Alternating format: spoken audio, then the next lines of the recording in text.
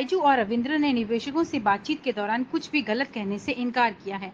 बता दें कि सीमित घरेलू उद्यम पूंजी के कारण बायजू जैसी कई फर्मों ने हाल के वर्षों में निवेश के लिए देश से बाहर का रुख लिया है।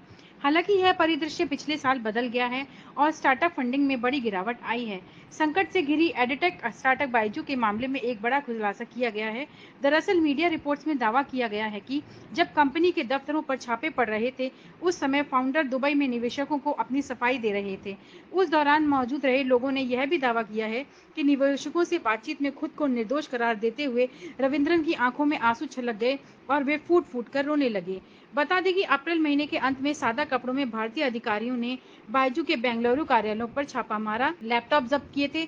उस दौरान सार्वजनिक रूप से दुनिया के सबसे मूल्यवान एडटेक स्टार्टअप पर संभावित विदेशी मुद्रा उल्लंघन के भी आरोप लगे थे। जिस समय बायजू के दफ्तरों पर सरकारी एजेंसी के छापे पड़ रहे थे, उस दौरान कंपनी के संस्थापक और मुख्य कार्यकारी अधिकारी बायजू रविंद्रन ने दुबई में ब्लैक कॉफी पीते हुए शीर्ष निवेशकों के फोन कॉल अटेंड कर रहे थे। बैठक में शामिल लोगों के अनुसार पश्चिम एशिया के निवेशकों की ओर से $1 अरब के इक्विटी फंड जुटाने की योजना अब भी अधर में लटकी हुई थी और रविंद्र निवेशकों के सामने अपनी कंपनी को बचाते हुए फूट फूट कर रो पड़े। बायजू के संस्थापक रविंद्रन महीनों से संकट की स्थिति में हैं। भारत की वित्तीय अपराध से लड़ने वाली एजेंसी की ओर से छापे के अलावा उनका एक हाई फ्लाइंग ट्यूटरिंग स्टार्टअप समय पर अपने वित्तीय खातों का रिटर्न फाइल करने में विफल रहा।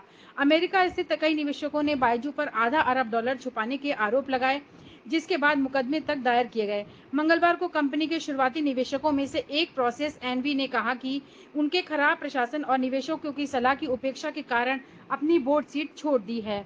इनक्रेड कैपिटल लिमिटेड में इन्वेस्टमेंट बैंकिंग के चेयरमैन जैकब मैथ्यू के अनुसार अगर स्थिति पर जल्द काबू नहीं पाया गया और बायजू में चौकसी नहीं बरती गई, तो इससे विदेशी फंडों के बीच निवेशक गंतव्य के रूप में भारत की छवि बहुत हद तक प्रभावित होगी। रविंद्रन ऐसे व्यक्ति हैं जो एक निजी ट्यूटर के रूप में सफर की शुरुआत कर $22 अरब की कंपनी के लीडर बने और सिकोया कैपिटल, ब्लैकस्टोन इंक और मार्क जुकरबर्ग की फाउंडेशन सहित कई वैश्विक निवेशकों को आकर्षित किया। महामारी के दौरान रविंद्रन ने भारत में एडटेक बाजार के अधिकांश हिस्से पर अपना आधिपत्य जमा लिया था। लॉकडाउन के बाद कक्षाएं खुली और बायजू की वित्तीय स्थिति बिगड़ने लगी। इस बीच निवेशकों के सवाल किया कि रविंद्रन ने मुख्य वित्तीय अधिकारी की नियुक्ति में वर्षों तक देरी क्यों की और दुनिया भर में 1 दर्जन से अधिक कंपनियों का अधिग्रहण तेज गति से क्यों किया।